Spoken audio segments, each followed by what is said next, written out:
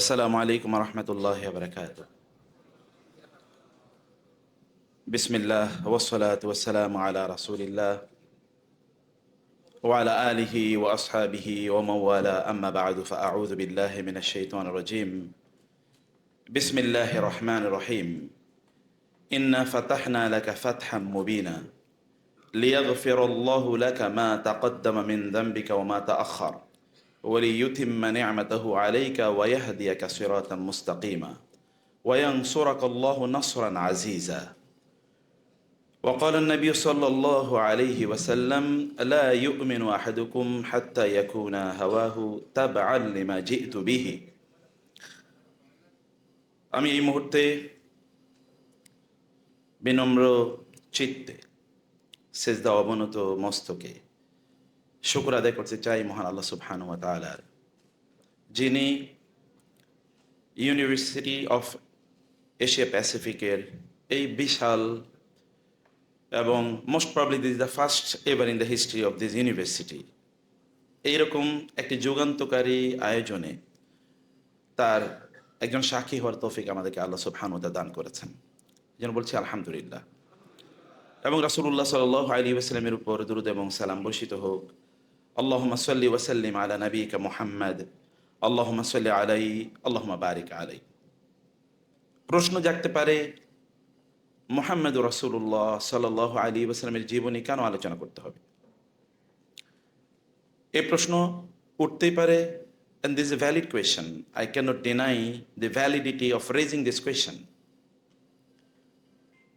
এটা একটা intellectual question হতে পারে, নো প্রবলেম, ইনশাআল্লাহ।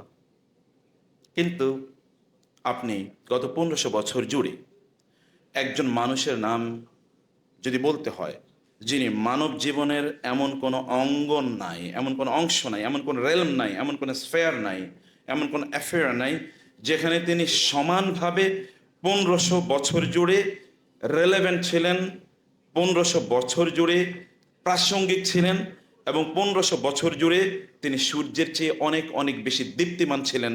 এরকম একজন মানুষের নাম যদি বলতে হয়, তিনি হচ্ছে মুহাম্মদুর রাসূলুল্লাহ সাল্লাল্লাহু আলাইহি ওয়াসাল্লাম। একজন মানুষের শ্রেষ্ঠতার জন্য যেই জিনিসগুলো লাগে, তিনি সেই সকল জিনিসগুলোকে এককভাবে তার জীবনে একত্রিত করেছেন, অথবা আল্লাহ সুবহানাহু ওয়া তাআলা সেটি তার মধ্যে সন্নিবেশিত করেছেন, সমন্বয় ঘটিয়েছেন।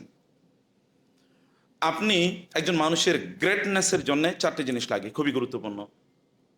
এর মধ্যে একটা হচ্ছে তিনি হিস্টোরিক্যালি প্রুভড হতে হবে যে he is a human being, he is not a legendary one, অথবা যদি আমরা বলি যে এরকম মানে যার অস্তিত্ব নিয়ে কোনো সন্দেহ আছে, আসলে এরকম কোনো লোক ছিল কিনা, অথবা যা তার ব্যাপারে বলা হয় এগুলো সবই সত্য কিনা, এইরকম এক ধরনের প্রশ্ন থাকতে পারে। কিন্তু মুহাম্মদ রাসূলুল্লাহ সাল্লাল্লাহু আলাইহি ওয়াসাল্লামের বিষয়ে হিস্টোরিক্যালি তার জীবনের এমনকি the most private areas of his life, those are also recorded and vividly clear in front of the people. তিনি একমাত্র মানুষ যার জীবনের এমন কোনো বিষয় নেই যেটা আপনি হিস্টোরিক্যালি চ্যালেঞ্জ করতে পারেন, বরং এটা হিস্টোরিক্যালি প্রুভড। আপনি মানব জীবনে এমনকি আমাদের এই সকল দেশেও যারা কিংবদন্তির মানুষ আছেন, তাদের অনেক অনেক ইস্যুকে আপনি চ্যালেঞ্জ করতে পারেন। Even after 20 years, after 30 years, after 40 years, even after 10 years, আপনি তাদের অনেক ক্যারিশমেটিক অ্যাচিভমেন্টসের কথা আপনি প্রশ্ন করতে পারেন, ওয়াজ ইট রিয়েলি দেয়ার, নাকি এটা কেউ আমাদের মাঝে সার্কুলেট করেছে। কিন্তু 1500 বছর আগের একজন মানুষের তার জীবনের যাই আপনি বলতে চান, ইভেন তার minute issues of his life, এটা এখন হিস্টোরিক্যালি আপনি প্রুভ করতে পারবেন, হিস্টোরিক্যালি আপনি প্রুভ করতে পারবেন, কোনো সমস্যা নেই। যদি আপনি বলেন ঐতিহাসিক ভাবে আমি একটি চেইন অফ ন্যারেশন বা চেইন অফ ন্যারেটর্স, কারা এটা বলেছে, কার থেকে কে বলেছে, কার থেকে কে বলেছে, এটা যদি আপনি এখনো প্রুভ করতে চান, তাহলে আপনি প্রুভ করতে পারবেন সেটি।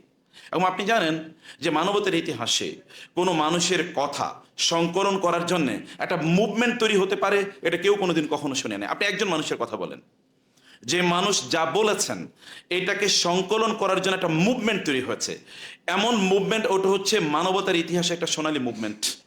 এবং তিনি যা বলেছেন এটা সত্যিই তিনি বলেছেন কিনা সেটাকে প্রমাণ করার জন্য একটা সায়েন্টিফিক মেকানিজম অথবা একটা সায়েন্টিফিক প্রসিডিওর, এখন যেটা আপনারা জানেন বিজ্ঞানের গবেষণার জন্য এম্পিরিক্যাল স্টাডির জন্য অনেক ধরনের রুলস আছে, এরকম একটা রুল তৈরি হয়েছে যে সত্যি কি তিনি এটি বলেছেন কি বলেন নাই। এমনকি যদি আপনি এখন বলেন তার ব্যাপারে তিনি বলেছেন বলে যে কথাগুলো রিপোর্টেড অ্যান্ড রেকর্ডেড, এগুলো আমি নতুন করে আমি চেক করতে চাই যেগুলো তিনি বলেছেন কেন, স্টিল ইট ইজ পসিবল। এবং গত এই যে শতাব্দীতে আমরা আছি, এই শতাব্দীতে বিশ্বের বিখ্যাত একজন স্কলার, তার নাম হচ্ছে নাসিরউদ্দিন আলবানী রাহিমাহুল্লাহ, তিনি মারা গিয়েছেন। তিনি রাসূলুল্লাহ সাল্লাল্লাহু আলাইহি ওয়াসাল্লামের সকল বক্তব্য নতুন করে তিনি চেক করে দেখিয়েছেন, এই বক্তব্যগুলো সত্যি তিনি বলেছেন, আর এগুলো তার ব্যাপারে ফেব্রিকেটেড অথবা এগুলো তার ব্যাপারে ফোর্সড, মানে এগুলো বানোয়াট, এগুলো তিনি বলেন নাই। আপনি অন্য কোনো মানুষের ব্যাপারে এটা বলেন, এবং কয়েকশো বছর জুড়ে মানুষরা, পৃথিবীর শ্রেষ্ঠতম জ্ঞানী লোকেরা এই কথাগুলো সংকলন করার জন্য পৃথিবীর এই প্রান্ত থেকে অন্য প্রান্তে তারা দৌড়ে বেরিয়েছে, আপনি পাবেন না। এমনকি আপনি যদি আমাদের অন্যান্য যে সকল গ্রেট রিলিজিয়ান্স আছে পৃথিবীতে, সে গ্রেট রিলিজিয়ান্সের প্রফেটস অথবা ফাউন্ডার্স, তাদের যদি কথা বলেন, আপনি অধিকাংশের ব্যাপারেই দেখবেন তাদের কথাগুলো তাদের কম্পেনিয়ন যারা অথবা তাদের ডিসাইপল যারা, তারা বলেন না অন্য কেউ 2 অথবা 3 জেনারেশন পরে কেউ এসে সেগুলো বলেছেন যে তিনি এ কথা বলেছেন, এবং you can't prove those historically. আপনি ঐতিহাসিকভাবে সেগুলোকে প্রমাণিত বলতে পারবেন না। In most of the cases you can challenge, কিন্তু এখানে আপনি চ্যালেঞ্জ করার কোনো উপায় নাই।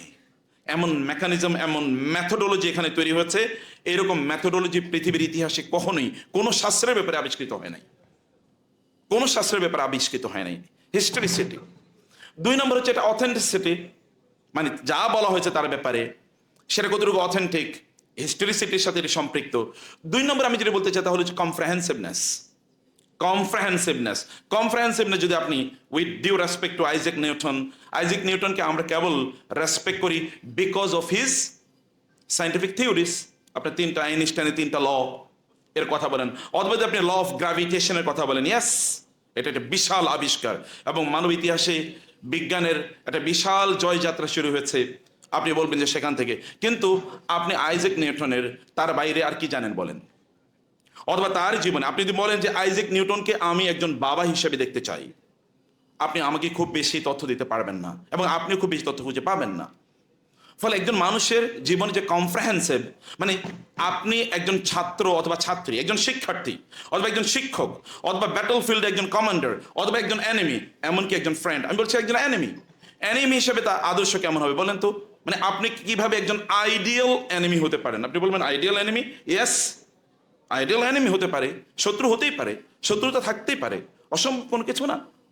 এখন তো আমাদের সবচেয়ে বেশি শত্রুতা হয় স্বামী স্ত্রীর মাঝে, প্রতিদিন ঝগড়া না করলে পেটের ভাত হজম হয় না, পরিস্থিতি এরকম জায়গায় আছে। সবচেয়ে খারাপ সম্পর্ক হলো স্বামী স্ত্রীর, এখন যেখানে সবচেয়ে ভালো সম্পর্ক থাকা উচিত। অধিকাংশ পুরুষরা বাসায় যায় লেট করে, কারণ বাসায় গেলে যদি স্ত্রীর চেহারা দেখতে হয়। একবার এক মহিলা তিনি কাঁদতেছিলেন, স্বামীর ওয়াজ করা হচ্ছে, স্বামীর ইত্যাদি ওয়াজ করা হচ্ছে, তো একজন বৃদ্ধা নারী পেছন থেকে কাঁদতেছেন। তো যিনি আলোচনা করছেন তিনি জিজ্ঞেস করলেন যে আপনি কাঁদতেছেন কেন? আপনার স্বামী তো মারা গেছে, নিশ্চয়ই তার ব্যাপার কথা আপনার মনে পড়ছে। বলে হ্যাঁ মনে পড়ছে বটে, কিন্তু আপনি যেভাবে আলোচনা করছেন তাতে আমার সন্দেহ তৈরি হয়েছে ওনার সাথে আবার আমার জান্নাতে থাকা লাগে কিনা, আবার ওনার সাথে জান্নাতে আমার থাকা লাগবে, আমি এই ভয়ে কাঁদতেছি যে ওনার সাথে আবার আমার জান্নাতে থাকা লাগবে, আমি তো তার কাছ থেকে মুক্তি পাইতে চাইছিলাম। কিন্তু রাসূলুল্লাহ সাল্লাল্লাহু আলাইহি ওয়াসাল্লাম তার কমপ্রেহেন্সিভ আইডিয়ার কথা একবার চিন্তা করে দেখেন যে কতটুকু কমপ্রেহেন্সিভ ছিল অ্যাজ অ্যান আইডিয়াল হাজব্যান্ড, অথবা যদি বলেন আইডিয়াল সান, অথবা যদি বলেন ideal president or prime minister or the economist or the philosopher, এমন একটা জায়গা বলেন, অর আইডিয়াল টিচার, এমন একটা জায়গা বলেন যেখানে তার comprehensiveness of his life has not touched that area or those areas, এমন একটা জায়গা আপনি বলতে পারবেন না। এই মানব ইতিহাসে যাকে নিয়ে সবচেয়ে বেশি গবেষণা হচ্ছে এবং হয়েছে, হবেও, মানব ইতিহাসের, মানব জীবনের এমন কোনো অঙ্গন নাই, এমন কোনো অংশ নাই যে অংশে তিনি সমানভাবে সূর্যের চেয়েও অনেক অনেক দীপ্তিমানভাবে আলো ফেলেন না, এমন কোনো এরিয়া আপনি খুঁজে পাবেন না। আপনি একটা এরিয়ার নাম বলেন, যে এরিয়াটাই বলবেন যে এই জায়গায় রাসূল ইসলামের অবদান কি, আপনি বলেন। এমনকি আমরা এখন যে সায়েন্টিফিক ইরাতে বসবাস করছি, এখন আমরা সায়েন্টিফিক রেনেসা এর মধ্যে বসবাস করছি। সায়েন্টিফিক রেনেসা অথবা এডুকেশন রেনেসা, এইটা প্রথম তার বক্তব্যের মাধ্যমে তার অনুসারীরা ইন্সপায়ার্ড হয়ে পৃথিবীতে প্রথম সায়েন্টিফিক ইরা অথবা অথবা যদি আমরা বলি এডুকেশনাল ইন্টেলেকচুয়াল ইরা তৈরি হয় তার মাঝে, যেটা আমাদেরকে ইউরোপিয়ানরা মিডল এজ বলে অথবা মধ্যযুগ বলে বলা হয়। এটা তাদের মধ্যযুগ, কারণ ওই সময় তারা আসলেই মধ্যযুগে ছিল।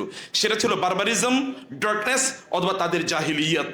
কিন্তু তখন মুসলমানরা তখন মহাকাশ নিয়ে গবেষণা করে, তখন তার মহাকাশ নিয়ে, তারা ল্যাবরেটরিতে মহাকাশে কত নক্ষত্র আছে, নক্ষত্রের কি কি গতিবিধি তার নিয়ে তারা গবেষণা করে, অথবা তারা বিশাল যে প্যাসিফিক ওশান অথবা আরব ওশান অথবা ইন্ডিয়ান ওশান অথবা বে অফ বেঙ্গল থেকে শুরু করে এই নদীগুলোকে, যেগুলোকে আপনারা বলেন সমুদ্র, ওই সমুদ্রগুলোকে তারা লেকের মতো করে ব্যবহার করত, যখন অন্যরা এগুলো নিয়ে চিন্তাও করে না।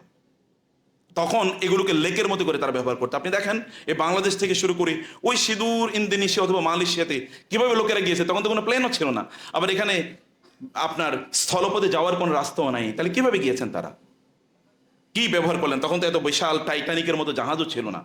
তার বক্তব্যের মাধ্যমে তার অনুসারীরা ইন্সপায়ার্ড হয়েছেন এবং তার এই কাজগুলো করেছেন।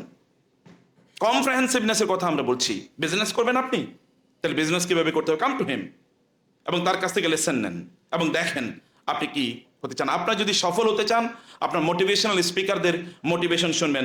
এখন তো মোটিভেশনাল স্পিকাররা আপনাকে বলে, তুমি তো সুন্দর করে দাঁত মাজতে পারো, তুমি ইউ আর গ্রেট।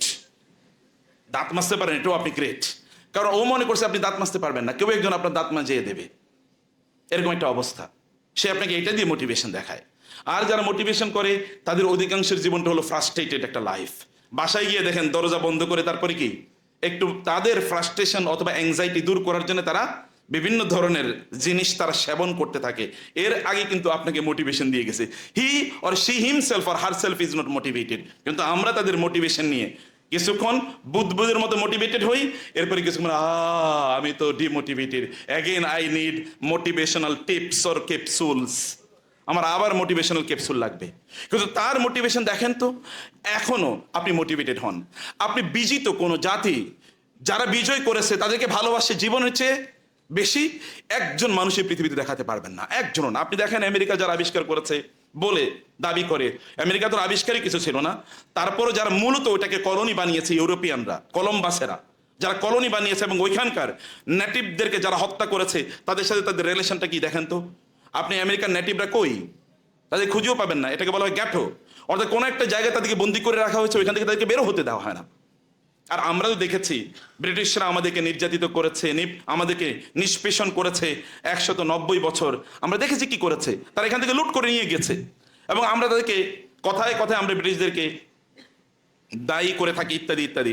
আবার খুবই দুঃখজনকভাবে একটা ব্রিটিশ পাসপোর্ট আমার থাকলে আমি আবার খুব এলিট ফিলও করি, ব্রিটিশদের গালিও দেই, আবার একটা পাসপোর্ট দিয়ে দিলে ওয়াও আই এম এলিট। অথবা আমি ইংরেজি বলতে পারি, মানে হচ্ছে আমি তো কিছু একটা হয়ে গেছি। আমিও বলে ফেলতেছি, কিছু মনে করি না, কিন্তু আমি সেটা নিয়ে বলছি না। আমি বলছি আমাদের মধ্যে ডাবল স্ট্যান্ডার্ডের অবস্থাটা দেখেন।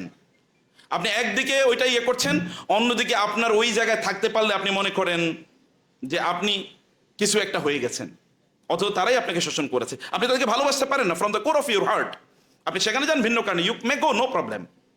কিন্তু আপনি বলেন তো বাংলাদেশ, এখানে তো তার অনুসারীরা পরবর্তীতে এখানে এসেছেন এবং তার বিজয় করেছেন, অথবা আরবের তিনি তো মক্কার ওই মরুভূমি থেকে তার মিশনটা তিনি শুরু করেছেন এবং মিশন পরবর্তীতে মদিনায় গিয়েছেন। এরপরে আরবের কোনো দেশ নাই, অথবা আফ্রিকার অধিকাংশ দেশগুলো, ইউরোপেরও অনেক দেশ, এবং এই যে আমাদের এই মিডল ইস্টের পরে এই অঞ্চলগুলোর কথা বলেন, most of the countries are under his rule or his শরিয়া। এবং আমরা তাকে কেমন ভালোবাসি, কোন আরবের লোককে দাবি করে বলতে পারবে বাংলাদেশের মানুষের চেয়ে আমি মোহাম্মদকে বেশি ভালোবাসি সাল্লাল্লাহু আলাইহি সাল্লাম? বলতে পারবে এটা কেউ? বরং আপনি চ্যালেঞ্জ করে বলবেন, না, আমি আরবের লোকদের চেয়ে আল্লাহ রাসূলকে অনেক অনেক বেশি ভালোবাসি। You can claim it. And you are valid in your claim, you বলতে পারেন আপনি, কারণ আপনি রাসূলের কথা বলে কাঁদেন। এবং ভাবতে আমার অবাক লাগে, 1500 বছর আগে একজন লোক আমাদের জন্য কাঁদতেন, ইয়া উম্মতি ইয়া উম্মতি, হে আমার উম্মত আমার উম্মত। 1500 বছর আগে একজন মানুষ আপনার জন্য কাঁদতেন। আপনি চিন্তা করতে পারেন, এখন তো আমাদের বাবা মাই আমাদের জন্য কাঁদে না, এখন তো আমাদের বাবা মাই আমাদের জন্য কাঁদে না, অথবা আমরা আমাদের বাবা মাদের জন্য কাঁদি না। কাঁদার সময় নাই, কারণ আমরা এখন একটা রোবোটিক লাইফ লিড করছি। এখন আমাদের কাছে কম্পিউটার গেম হচ্ছে আমাদের জীবনের সবচেয়ে মজাদার জিনিস। কম্পিউটার গেম যে রুলসে চলে, আমাদের জীবনটা আমরা এই রুলসে চালাতে চাই। আমাকে অনেক স্টুডেন্ট এসে বলে, স্যার কিভাবে জীবনে সফল হব, জীবনটা সহজ হবে কিভাবে স্যার? আমি বললাম করো কি? স্যার কম্পিউটার গেমস খেলে। আমি বললাম কম্পিউটার গেমসে তো সেট রুল আছে, সেট রুল অনুসারে ওইখানে সফল হওয়া খুবই সহজ। কারণ আপনি যাই খেলেন না কেন, এখন অনেকের তো অনেক ধরনের খেলা পছন্দ আছে, তাই না? তো আপনার যেই খেলাটা আপনি খেলেন না কেন, সেট রুল আছে, ওই সেট রুল অনুসারে যদি আপনি যান তাহলে you will be successful, no problem. আবার এর উপর ভিডিও তৈরি করা আছে, আপনি ইউ মে গো টু মানে ইউটিউব, এবং ইউটিউবে গিয়ে বলতে পারেন এই গেমের ওই লেভেলটা পাস করতে হলে কি টেকনিক অবলম্বন করতে হবে, ওই ভিডিও দেওয়া আছে, আপনি ভিডিও দেখে ওইখানে আপনি যেতে পারেন। কিন্তু জীবন এই সেট রুলের অধীনে চলে না। আপনি ওইখানে সেট রুলে যেই হোক না কেন, আপনি তাকে হয়তোবা ওভারকাম করে আপনি সামনে এগিয়ে যেতে পারবেন। কিন্তু জীবনে এরকম সেট রুলে চলে না। হতে পারে আপনি একই কাজ করছেন এবং আমি একই কাজ করছি, আপনি সফল হয়েছেন, আমি ব্যর্থ, একই পদ্ধতি অবলম্বন করছি, কিন্তু আপনি কেন সফল হলেন আপনি জানেন না, আমি কেন ব্যর্থ হয়েছি আমি জানি না। আমি অনেক ধরনের কোর্স পড়াই, আমার কিছু কিছু স্টুডেন্ট আছে গত 4 বছর পর্যন্ত আমার কাছে একই কোর্স পড়ে। তো আমি জিজ্ঞেস করি, বয়স ভালো 65 70 এরকম, তাই বলে আপনি তো একই কোর্স পড়তেছেন 4 বছর পর্যন্ত। বলে স্যার আমি কিচ্ছু বুঝি না, কিন্তু তারপরও আমি আপনার সাথে লেগে থাকি, লেগে থাকার জন্য।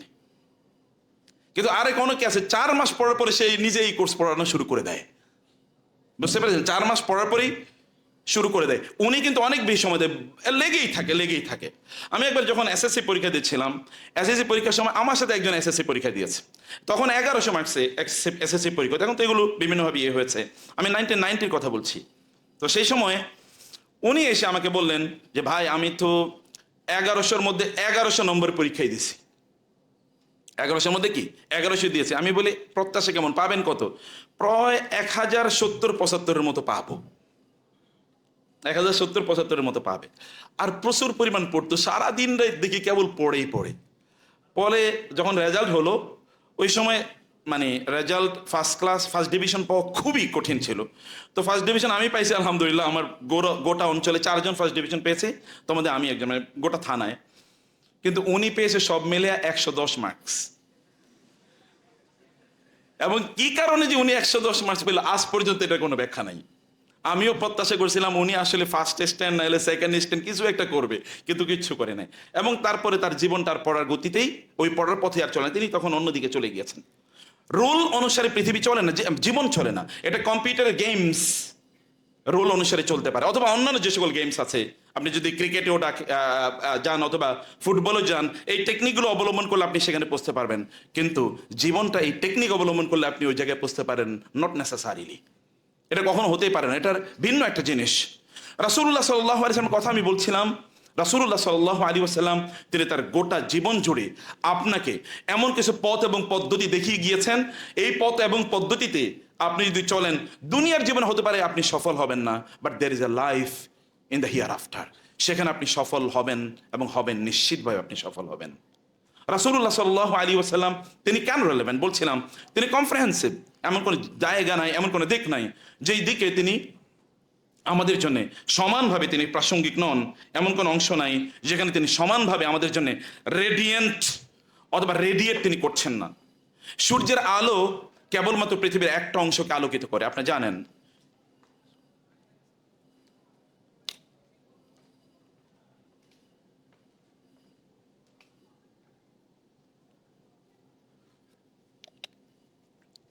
সূর্যের আলো পৃথিবীকে কেবল একটা সময় আলোকিত করে। কখন? এই অংশকে আলোকিত করে, ঠিক অন্য সময় অন্য অংশকে আলোকিত করে। কারণ এর যদি একটা অংশকে আলোকিত করে তাহলে এটা কি হয়ে যাবে, এটা তামা তামা হয়ে যাবে। আর অন্য অংশকে আলোকিত করবে না যে অংশটাকে, সেটা তখন অ্যান্টার্কটিকা এর মতো সেটা পাথরে মানে ইয়েতে পরিণত, বরফে পরিণত হবে। কিন্তু আপনি মোহাম্মদ রাসূলুল্লাহ সাল্লাল্লাহু আলাইহি ওয়াসাল্লামের দিকে যদি তাকান, তাহলে কেবলমাত্র সূর্যের মতো তিনি একটা দিককে আলোকিত করেন, আরেকটা দিককে অন্ধকারাচ্ছন্ন করে রাখেন, এরকম নয়। গোটা পৃথিবীর সকল মানুষকে সমানভাবে তিনি 24 ঘন্টায় তিনি আলো দিয়ে যাচ্ছেন। এবং এই কারণে আল্লাহ সুবহানাহু তাকে ওয়াসিরাজাম মুনিরা, তাকে তিনি সূর্য, আলোক উজ্জ্বল সূর্য অথবা আলো প্রদানকারী সূর্য বলে আল্লাহ সুবহানাহু তাকে উল্লেখ করেছেন। তিনিও সূর্য, আকাশে সূর্য আছে, তিনিও আমাদের জন্য সূর্য। কিন্তু তার সূর্যের যে দীপ্তি, যে আলো, এর মধ্যে এমন কোনো তাপ নাই যে তাপে আপনি জ্বলে পড়ে যাবেন, বরং এতে আপনি শান্তি প্রশান্তি ফিল করবেন, বরং আপনি সফলতার প্রান্তে গিয়ে আপনি একত্রিত হতে পারবেন যদি আপনি তাকে আপনার আদর্শ হিসাবে গ্রহণ করেন। বলছিলাম যে তিনি কমপ্রিহেন্সিভ, বিজিতর তাকে সমানভাবে ভালোবাসেন, যেমনিভাবে তাকে ভালোবাসত তার সাথীরা, আমরা ঠিক এমনিভাবে তাকে ভালোবাসি। 3 নম্বর যে বিষয়টি, তা হলো যে পারফেকশন। পারফেকশন, তিনি যা বলেছেন এটা পারফেক্ট। এটা কেবল লফটি আইডিয়াস, রোজি ড্রিমস ইত্যকার বিষয় না, যে কেবল স্বপ্ন, আমি স্বপ্ন দেখতে ভালোবাসি এরকম টাইপের না। আমি স্বপ্ন দেখতে ভালোবাসি, আমি কেবল তোমার কাছে ছুটে আসি, এরকম টাইপের ইস্যু নয়। তিনি যা বলেছেন very much perfect, very much perfect. এর বাইরে আর কোনো জিনিস হতে পারে 100% পারফেক্ট। আপনি অন্য জায়গায় ইমপারফেকশন খুঁজে পেতে পারেন, কিন্তু তার বক্তব্যে, তার দেয়া পথে অথবা পদ্ধতিতে কোনো ইমপারফেকশন নাই। 100% পারফেক্ট সেটি। এই পারফেকশন কেবল তার আছে। এটা কেবলমাত্র একটা অঙ্গের কথা আমি বলছি না, যে আপনি যখন দিন বা ধর্ম প্র্যাকটিস করবেন তখন আপনি পারফেক্ট অথবা পারফেকশন আপনি পাবেন, কিন্তু অন্য কিছু আপনি পারফেকশন পাবেন না, এরকম নয়। বরং আপনি সকল জায়গায় পারফেকশন পাবেন। এবং প্র্যাকটিক্যাল অর্থাৎ প্র্যাগম্যাটিক, যা তিনি বলেছেন সব প্র্যাকটিক্যাল অ্যান্ড প্র্যাগম্যাটিক, আপনার জীবনে তা বাস্তবায়ন করার যোগ্য। স্যাররা এখানে আছেন, তার বিজনেস স্টাডিজ পড়ান, বিজনেস স্টাডিজের কয়টা থিওরি আমরা আমাদের জীবনে বাস্তবায়ন করতে পারি? আপনি যদি অন্যান্য যাই বলেন না কেন, সব থিওরিতে আপনার জীবনে আপনি বাস্তবায়ন করতে পারবেন না। অ্যাডাম স্মিথ আমাদেরকে ইকোনমিক্সে যে থিওরি দিয়েছে, most of the theories you can't apply in your practical life. এগুলো প্র্যাগম্যাটিক না, অনেক কিছু প্র্যাগম্যাটিক না। থিওলজিয়ানরা অথবা যা ফিলসফাররা আমাদেরকে যে বক্তব্য দেন, সেগুলো আমরা সব কিছু প্র্যাকটিক্যালি অ্যাপ্লাই করতে পারি না। এমনকি সাইকোলজিস্টরা আমাদেরকে যে সকল থেরাপি দেন, এই থেরাপিও কিন্তু আমরা সব নিতে পারি না, সব আমরা নিতে পারি না। এগুলো প্র্যাকটিক্যাল না, সব কিছু প্র্যাগম্যাটিক না। কিন্তু তিনি যা বলেছেন তা 100% প্র্যাকটিক্যাল, 100% প্র্যাগম্যাটিক। আপনি একটাকেও চ্যালেঞ্জ করতে পারবেন না। আই চ্যালেঞ্জ ইউ, আপনি দেখান যে একটাকে আপনি প্র্যাকটিস করা যায় না, অথবা একটা ইমপ্র্যাকটিক্যাল, এটা একটা আপনি দেখান, এবং আপনি এটা কোনোদিনই খুঁজে পাবেন না। অতএব তিনি আমাদের জীবনে সবচেয়ে রেলেভেন্ট, এবং আমাদের জীবনের এমন কোনো অঙ্গন নাই যে অঙ্গনে তিনি আমাদের জন্য আদর্শ নন। আমরা এখন আনফর্চুনেটলি একটা সেলিব্রিটি সমাজে বসবাস করি।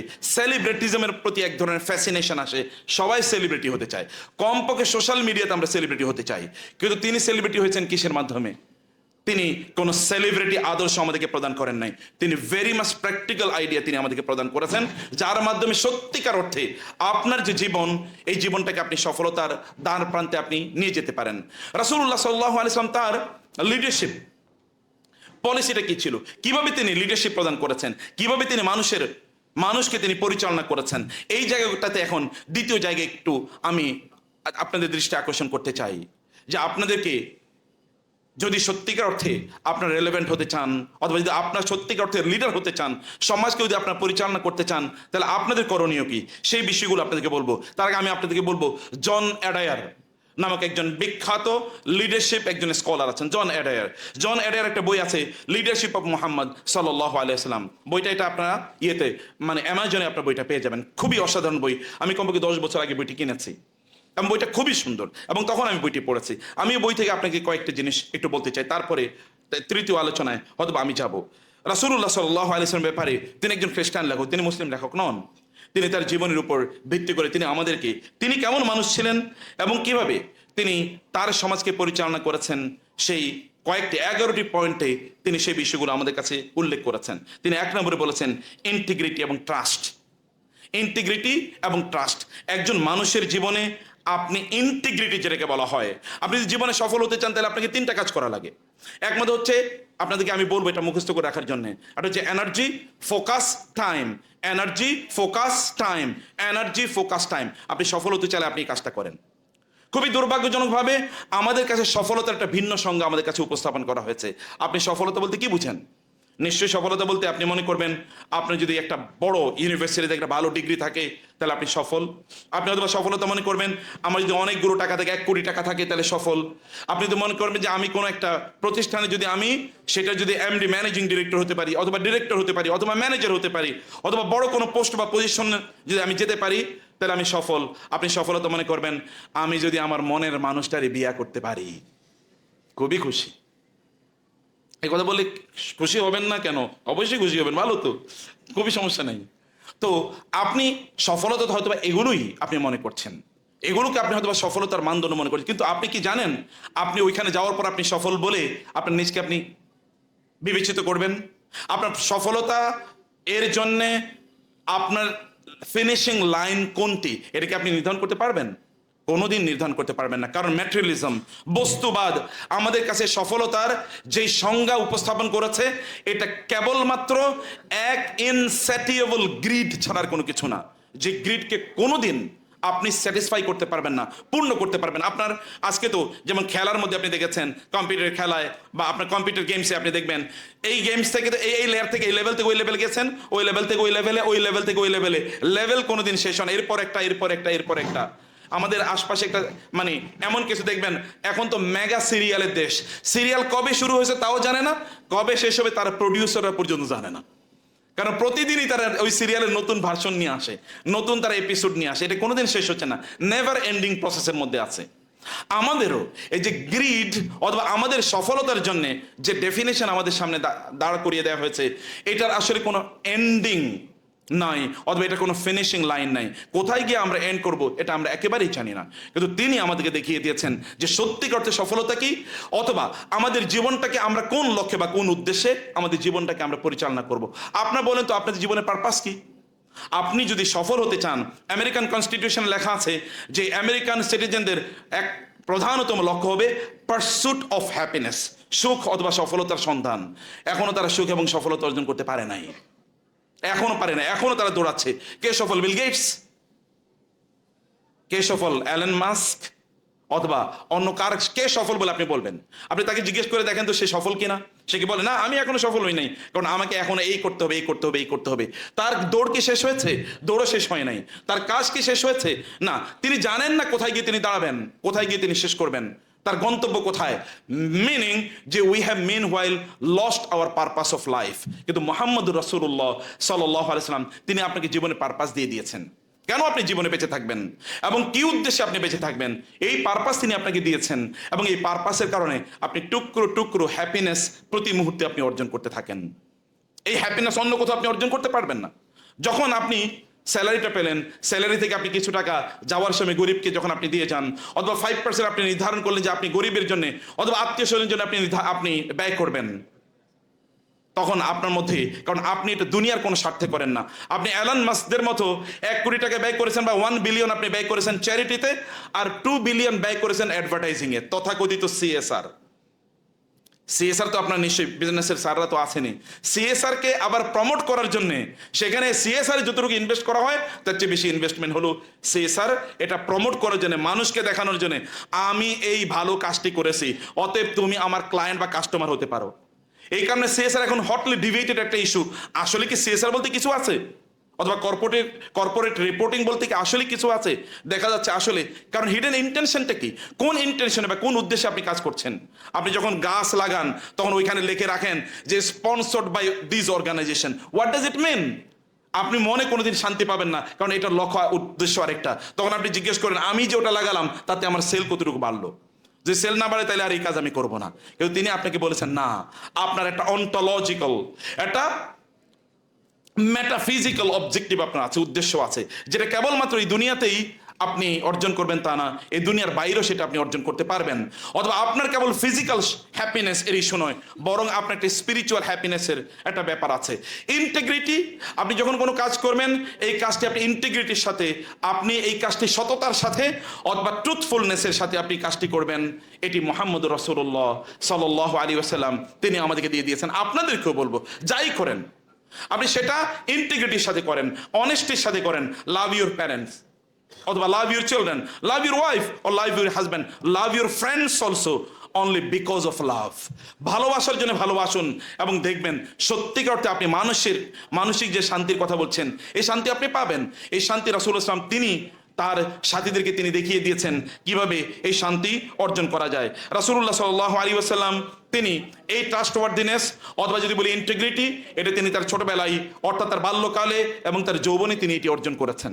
যেটাকে আমরা এর আগে আমাদের স্যার বলে গিয়েছেন যে তিনি বাল্যকালে তিনি ছিলেন আস-সাদিক এবং আল আমিন, তিনি ছিলেন পরম সত্যবাদী এবং তিনি পরম বিশ্বস্ত।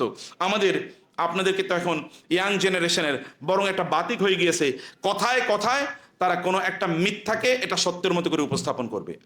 এবং আমাদের অনেকে হয়ে গেছেন প্যাথোলজিক্যাল লায়ার। দেখবেন যা বলছে উনি জানেন যে এটা মিথ্যা বলছেন, তারপরে উনি যে কেন মিথ্যা বলেন উনি জানেন না, কারণ এর মধ্যে তিনি কি, এর মধ্যে তিনি আসলে অ্যাডিক্টেড হয়ে গেছেন। মানে মিথ্যা উনি উদ্দেশ্য করে বলেন নাই, কিন্তু তারপর মুখ থেকে মিথ্যা বের হয়ে যাচ্ছে। এইরকম অবস্থা তৈরি হয়েছে। কিন্তু আপনি এমন একজন মানুষ পৃথিবীর ইতিহাসে এসেছেন, তিনি তার জীবনে কোনোদিন একবারও মিথ্যা কথা বলেন নাই। একজন মানুষ, তাকে নিয়ে আপনি গর্ব করবেন না তো কাকে নিয়ে গর্ব করবেন? তিনি যখন তার কাছে যখন রেসালাত আসলো, তখন সাফা পাহাড়ের পাদদেশে তিনি দাঁড়ালেন। দাঁড়ানোর পর লোকদেরকে বলেন, হে ইয়া মাশারা কুরাইশ, ও কুরাইশ কমিউনিটি। লোকেরা হুড়মুড় করে আসলো, মুহাম্মদ ডেকেছে, সাধারণ কেউ ডাকে নাই, মুহাম্মদ ডেকেছে সাল্লাল্লাহু আলাইহি ওয়াসাল্লাম। তারা আসলেন, আপনি কি বলতে চান আমাদেরকে? বলে, আমি তোমাদেরকে একটা বিষয় সতর্ক করতে চাই, আপনাদেরকে একটা বিষয় সতর্ক করতে চাই। আমি যদি আপনাদেরকে একটা কথা বলি, আপনাকে বিশ্বাস করবেন? বলে, কেন বিশ্বাস করব না? আমরা জীবনে আপনাকে কোনোদিন মিথ্যা কথা বলতে শুনি নাই, আপনি যা বলবেন আমরা তা বিশ্বাস করে নেব। তিনি বলেন, আমি তোমাদেরকে যদি বলি এই পাহাড়ের ওই পাড়ে একদল শত্রু উত পেতে আছে তোমাদেরকে আক্রমণ করার জন্য, তোমরা কি বিশ্বাস করবে? আপনাকে বিশ্বাস করবেন? তারা বললেন, হ্যাঁ বিশ্বাস করবো, কারণ we have never experienced you telling lie, কখনো দেখিনি। তিনি বললেন, আমি তার চেয়ে আরো গ্রেটার বিগার ডেঞ্জারের ব্যাপারে তোমাদেরকে বলছি, তাহলে তোমরা যদি লা ইলাহা ইল্লাল্লাহর প্রতি ঈমান না আনো, তাহলে তোমাদের জন্য এরকম ভয়ঙ্কর অবস্থা বিরাজ করছে। তার চাচা দাঁড়িয়ে বললেন, তুব্বাল্লাকা ইয়া মুহাম্মদ, হে মোহাম্মদ তোমার হাত ধ্বংস হয়ে যাক, দুহাত তুলে তোমার হাত ধ্বংস হয়ে যাক, তুমি কি এই কারণে আমাদেরকে ডেকেছো? আল্লাহ সুবহানাহু ওয়া তাআলা সহ্য করলেন না। মানবতার ইতিহাসে একজন মানুষ, তাকে কেউ যদি কিছু কটু কথা বলে, তাহলে আল্লাহ সুবহানাহু ওয়া তাআলা সরাসরি সেটার নিজের দায়িত্বে তিনি নিয়ে নেন। তিনি বললেন, আবুল আহাব তুমি বলেছো আমার হাবিবকে কেন্দ্র করে তাব্বাত মানে তুব্বান লাকা ইয়া মুহাম্মদ, আমি তোমার জন্য বলে দিলাম তাব্বাত ইয়াদা আবি লাহাবিন ওয়া তাব্বা, বরং আবু লাহাবের দুই হাত ধ্বংস এবং সে নিজেও ধ্বংস হয়ে যাবে। আল্লাহ সুবহানাহু has taken it upon himself, আল্লাহ তার নিজের দায়িত্ব নিয়ে গিয়েছেন যে তুমি তো এই কথা বলতে পারো না আবু লাহাব, তুমি এই কথা বলে তোমার নিজেরই তুমি ধ্বংস ডেকে নিয়ে এসেছো। রাসূলুল্লাহ সাল্লাল্লাহু আলাইহি ওয়াসাল্লাম তিনি তার জীবনে কখনো আমানতের খেয়ানত করেন না। আপনি জানেন he was the banker of Mecca. Mecca থেকে যখন তিনি মদিনায় হিজরত করে যান, এই অবস্থায় তিনি তার চাচাতো ভাই এবং তার ডিসাইপল আলী ইবনে আবি তালেবকে রেখে গেলেন তার বিছানায় শোয়া অবস্থায়। বলেন, আলী তুমি থাকো। কেন? আমি তো আপনার সাথে হিজরত করতে চাই না, মানুষের অনেক আমানত আমার কাছে আছে। অথচ তিনি মক্কার কি সবার এনিমি, অধিকাংশ লোকের এনিমি, তিনি শত্রুর কাছে এসে জিনিস আমানত রাখে। এখন তো বন্ধুর কাছে আমানত রাখাই খোঁজ পাওয়া যায় না। আপনি ব্যাংকে টাকা রাখলে এগুলো উদাও হয়ে যায়। আপনি কিভাবে আমানত যেখানে আছে, যারা নিশ্চিত গ্যারান্টি আপনাকে দিচ্ছে যে আপনি এখানে রাখলে আপনার কোনো সমস্যা হবে না, সেই জায়গায় আপনি নিশ্চিত না, আর শত্রুর কাছে আমানত রাখছে। আবার শত্রু তিনি রেখে যাচ্ছেন তার আপন ভাইকে, তার চাচাতো ভাইকে, তার কাজিনকে রেখে যাচ্ছেন যে তোমাকে আমি রেখে গেলাম মানুষের কাছে তাদের আমানতগুলো পৌঁছে দেওয়ার পর then you start migrating towards Medina, তা তুমি মদিনায় তুমি হিজরত করা শুরু করো। মানবতার ইতিহাসে একজনের নাম বলেন। আমরা তো শত্রুর সম্পত্তি পেলে এরপরে এটার গনিমতের মাল হিসেবে ব্যবহার করা শুরু করে দেই, পাইছি। তিনি কোনোদিন কখনো তিনি মনে করেন নাই he was the custodian of the people, of the properties of the people, and he was entrusted with their properties, whereas he was treated to be their staunchest enemy. তাদের সবচেয়ে ভয়ঙ্কর শত্রু, এই শত্রুর কাছে জিনিস রাখে, এটা তো কোনোদিন মানবতার ইতিহাসে এরকম ঘটনা ঘটে নাই। অথবা আপনি যদি if want to follow him, আপনি যদি তার একজন অনুসারী হতে চান, তাহলে আপনাকে কমপক্ষে এতটুকু কমিটমেন্ট করেন যে আমি কোনো মিথ্যা কথা বলবো না, কমপক্ষে আমি জেনে শুনে মিথ্যা কথা বলবো না। এতটুকু কমপক্ষে কমিটমেন্ট করা দরকার যদি আমি তাকে অনুসরণ করতে চাই। আপনি মিথ্যাও বলবেন আর তাকে অনুসরী বলে আপনি দাবি করবেন, তা হতে পারে না। এবং সত্য বলেই দেখেন যে আপনার জীবনটা কতটা সুন্দর হয়, কতটা সুখী হয়। আমাদের সব সব বড় প্রবলেম ফ্যামিলি লাইফে, বিশেষ করে again coming to the family life, স্যাররা এখানে আছেন এই কারণে বলছি, ফ্যামিলি লাইফে সবচেয়ে বড় প্রবলেম হলো স্বামী স্ত্রীর মধ্যে একটা মিথ্যা কথা বলা। তুমি আজকে কোথায় ছিলা? আমি অফিসেই তো ছিলাম। এই যে মিথ্যা শুরু হয়ে গেল, আর পরে 20টা মিথ্যা হবে এরপরে। না তুমি তো ছিলা না। হ্যাঁ আমি তো ছিলাম, তোমারে যে বলছে সে মিথ্যা কথা বলছে। আরে আমি দেখছি সিসি ক্যামেরায় তুমি ছিলে না, অথবা তোমার পিএস বলছে তুমি ছিলে না, আমি একটু বাইরে গেছিলাম ও মনে হয় দেখে না, ওই ছিল না। দেখেন মিথ্যা শুরু হয়ে গেছে, মিথ্যার চেইন অফ মিথ্যা, ভিসিয়াস সাইকেল অফ লাইস, এর মধ্যে আপনি ঢুকে যাবেন। ফ্যামিলি লাইফের সবচেয়ে বড় চ্যালেঞ্জ হলো কোনো কিছু কনসেল করা, কনসেল অর্থাৎ কোনো কিছু গোপন করা। কিছু গোপন করবে না। স্বামী স্ত্রীর মধ্যে আবার গোপন কি? এই যে ইয়াংরা আপনার বিয়ে করবেন, এটা মনে রাখবেন, এটা আপনাদের জন্য টিপস। স্বামী স্ত্রীর মাঝে কোনো কিছু গোপন করবেন না। এই গোপন করাটাই হলো কি আপনার এই সংসার ভাঙ্গনের জন্য, অথবা পরবর্তীতে এক ধরনের ডিসকমফোর্ট তৈরি হওয়ার জন্য এটা প্রথম উপাদান। শয়তান মূলত এই চ্যানেল দিয়ে ঢুকে যায়। কোনো কিছু গোপন করবেন না, সবকিছু মেক এভরিথিং ডিসক্লোজড। এটা খুবই গুরুত্বপূর্ণ একটি বিষয়।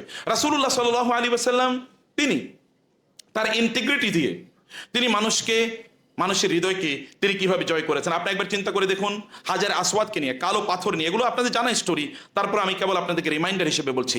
কালো পাথর তার স্থান থেকে, মানে কালো, যেহেতু বাইতুল্লাহ একবার ভেঙে গিয়েছিল, কাবা শরীফ ভেঙে গিয়েছিল, অতএব কাবা শরীফকে পুনর্বার এটাকে নির্মাণ করতে হবে। পুনর্নির্মাণ করার জন্য কুরাইশরা তারা টাকা পয়সা তুললো, পুনর্নির্মাণ করলো। কিন্তু হাজারে আসওয়াদ, এই কালো পাথরটি, ব্ল্যাক স্টোন, এটা সবসময় এটা খুবই মূল্যবান ছিল। এখন এই ব্ল্যাক স্টোনটা কে সরাবে এবং কে এনে আবার রাখবে, এটা নিয়ে আরবরা তারা যুদ্ধের অবস্থায় প্রায় চলে যায় এবং তারা সিদ্ধান্ত নিয়েছে প্রয়োজনে যুদ্ধ করব, but we will not regard this or discard this honour and dignity. এই সম্মান, এই মর্যাদা আমরা কারো জন্যে ছেড়ে দেব না। এটা আমাকে এই মর্যাদা নিতেই হবে। হাজারে আসওয়াদকে ধরবো এবং তার স্থানে এসে হাজারে আসওয়াদকে আবার রাখবো। কিন্তু তারা একটা রক্তক্ষয়ী যুদ্ধের দিকে এগিয়ে যাচ্ছিল। তাদের মধ্যে খুবই ইন্টেলিজেন্ট একজন ওল্ড ম্যান, এইজেড, তিনি এসে বললেন, তোমরা এই যুদ্ধে কেন জড়িয়ে যাচ্ছ? বরং আমরা একটা সমাধানের দিকে যাই। কি সমাধান? চলো আগামীকাল ভোরে যিনি কাবার চত্বরে সবার আগে প্রবেশ করবেন, আমরা তার যে সিদ্ধান্ত, সে সিদ্ধান্ত মেনে নেব। এর মধ্যে একটা সলিউশন খুঁজি আমরা। বলে ঠিক আছে। সকালবেলা তারা, এই দিন তারা সকালবেলা ওইখানে গিয়ে বাইতুল্লাহর চত্বরে একটু দূরে তারা বসে থাকলেন যে কে চত্বরে সবার আগে প্রবেশ করে। দেখলেন সবার আগে প্রবেশ করেছেন যিনি, তিনি হচ্ছেন মুহাম্মদুর রাসূলুল্লাহ সাল্লাল্লাহু আলাইহি ওয়াসাল্লাম। তিনি এখনো নবী হন নাই, তিনি এখন নবী হন নাই। তারা বললেন, মোহাম্মদ হাদা মুহাম্মদ আস-সাদিক আল আমিন রাদিনা বিকাদাইহি, মুহাম্মদ আগে প্রবেশ করেছে, উনি যা সিদ্ধান্ত দেবেন এই সিদ্ধান্ত জাস্ট এন্ড জাস্টিস বেসড, অতএব তার সিদ্ধান্ত আমরা আজকে মেনে নেব। এবং তারপরেটা ইতিহাস। তিনি বললেন একটা কাপড় নিয়ে আসেন। সবাই কাপড় আনার পর বললেন সবাই আপনার কাপড়ে ধরেন। তিনি নিজে হাজারে আসওয়াদটা ধরলেন, ধরে কাপড়ে রাখলেন, বললেন ওইখানে নিয়ে রাখেন। ওইখান থেকে আবার হাজারে আসওয়াদ ওই কাপড়ের মধ্যে এনে তারপরে তার নিজের হাতে তিনি তার স্থানে হাজারে আসওয়াদকে রাখলেন। মেয়েটা খুবই বিশ্বস্ত, তার ব্যাপারে আমাদের কোনো অভিযোগ নাই। এটা বলতে পারবে? আমি জানি না এটুকু বলতে পারবে কিনা। যদি আমাদের ব্যাপারে বলতে না পারে, we are surely loser, we are surely loser. আমরা আসলে বড় ধরনের একটা ক্ষতির মধ্যে নিমজ্জিত আছি। ভিশন, একজন মানুষের ভিশনারি হওয়া লাগে। আপনাদের ভিশন কতটুকু আছে? Become visionary. ভিশন নেন, এখন আপনার ভিশন তৈরি করা দরকার যে আপনি কি হতে চান বা আপনি কি করতে চান। আপনি কি হতে চান, আপনি কি করতে চান, আপনি কোন জায়গায় পৌঁছতে চান, সেই ভিশনটা আপনাকে তৈরি করতে হবে। ছোটবেলা আমরা পড়েছিলাম, একবার এক ছেলে, আমি জিজ্ঞেস করলাম যে তুমি ইয়ে করেছো এসএসসিতে, তখন তো রচনা আসতো, এখন আসে কিনা জানি না, রচনা আসতো। তো সে এইম ইন লাইফ রচনা লিখে দিয়ে এসছে। আমি বললাম ভালো, কি লিখে দিয়ে এসছো? বলে I want to become a doctor, এটা আমি লিখে দিয়ে এসছি। সে কিন্তু আসছে পরে আসছে কিন্তু I want to become a doctor, এটা কারণ ওটা মুখস্থ করে রেখেছে, ওইটা লিখে দিয়ে এসছে। আমাদের জীবনের হয় কোনো গোল নাই, অথবা পারপাস নাই, অথবা কোনো এইম নাই, অথবা একটা মিসপ্লেসড একটা এইম নিয়ে আমরা বসবাস করছি। জানি না আমার করণীয় কি, বা আমি কি করতে চাই, আমি কি হতে চাই নাই, এটা আমাদের কেউ আগে বলতো আমাদেরকে, কিন্তু এখন আমাদেরকে বলার মানুষ নাই। আপনারা আপনাদের জীবনে একটা এইম তৈরি করেন। রাসূলুল্লাহ সাল্লাল্লাহু আলাইহি ওয়াসাল্লাম এর জীবনের দিকে যদি আপনি তাকান, তাহলে দেখবেন কিভাবে একজন মানুষ টুয়ার্ডস হিজ এইম, তার লক্ষ্য পানে কিভাবে তিনি ছুটে চলেছেন। আমরা অনেকেই স্টার্ট আপ কিন্তু তৈরি করি, গ্রহণ করি, এবং 1 বছর পরে সব শেষ, না আমার স্টার্ট আপটা চললো না। মোহাম্মদ সাল্লাল্লাহু আলাইহি ওয়াসাল্লাম একটা স্টার্ট আপ তৈরি করেছেন। 13 বছর মক্কায় নিপীড়িত কেবল নিজেই হয়েছেন তা না, নির্যাতিত কেবল তিনি হয়েছেন তা না, তার অনুসারীদেরকে ওইখানে হত্যা করা হয়েছে, শূলেবিদ্ধ করা হয়েছে, তারা তাদের সেখানে থাকতে পারে নাই। এমনকি তিনি তার নিজের মেয়েকে পর্যন্ত এখানে রাখতে পারেন নাই। তার নিজের মেয়েও কিন্তু হিজরত করে আবিসিনিয়াতে চলে যেতে হয়েছিল, যায়নাব রাদিয়াল্লাহু তাআলা আনহা। কিন্তু তারপরে কি তার মিশন থেকে তিনি একবারও দমেছেন? তিনি কি তায়েফের ময়দানে রক্তাক্ত হন নাই? তার মিশন থেকে তাকে একবারও কেউ ফেরাতে পেরেছে? What is your aim, what is your mission, what is your goal in life? আপনার জীবনে আপনার লক্ষ্য কি? আপনার জীবনে আপনার লক্ষ্য কি? আপনি কি সেই লক্ষ্য পানে এগিয়ে যাচ্ছেন কিনা? সেই লক্ষ্য পানে যদি আপনি এগিয়ে না যেতে পারেন, তাহলে মুহাম্মদ সাল্লাল্লাহু আলাইহি ওয়াসাল্লাম সত্যি করতে তাকে আপনি আদর্শ হিসেবে গ্রহণ করতে পারেন নাই। সে কারণে আপনাকে যত ক্রাইসিস থাকুক না কেন, মনে রাখবেন ক্রাইসিস আল্লাহ সুবহানাহু ওয়া তাআলা আপনাকে দেন এটা এই জন্যে নয়, অথবা বিপদ আল্লাহ তাআলা আপনাকে এই জন্যে দেন এই জন্যে নয় যে আপনি কোনো গুনাহ করেছেন। অনেকের এরকম একটা ফিলিং থাকতে পারে, বিশেষ করে আমাদের বোনদের মধ্যে, কোনো বিপদ হলে নিশ্চয়ই আমি মনে হয় কোনো একটা গুনাহ করছি, না এলে কেন এরকম বিপদ হলো। তারা সব সময়, অনেক বন্ধুকে দেখেছি, মানে তারা হয়তো বা ধরেন 1000-এর মধ্যে 900, 950, আমার স্টুডেন্টদের মধ্যে অনেকে দেখেছি 1000-এর মধ্যে 950 পেয়েছে। তারপরে স্যার আমি আরেকটু বেশি পাইলাম না কেন, আমার তো আরেকটু বেশি পাওয়া উচিত ছিল। আর ছেলেরা যদি 1000-এর মধ্যে 500 পায়, স্যার আমি 500 পাইছি মাশাআল্লাহ, মানে 500 পায় এবার হচ্ছে গোটা দুনিয়া উল্টিয়ে ফেলেছে। আর তারা 950 পাওয়ার পরে এরপরে খুবই ফ্রাস্ট্রেটেড। রাসূলুল্লাহ সাল্লাল্লাহু আলাইহি ওয়াসাল্লাম তিনি একটা বিশাল মিশন দিয়ে দিয়েছেন, একটা গোল দিয়ে দিয়েছেন।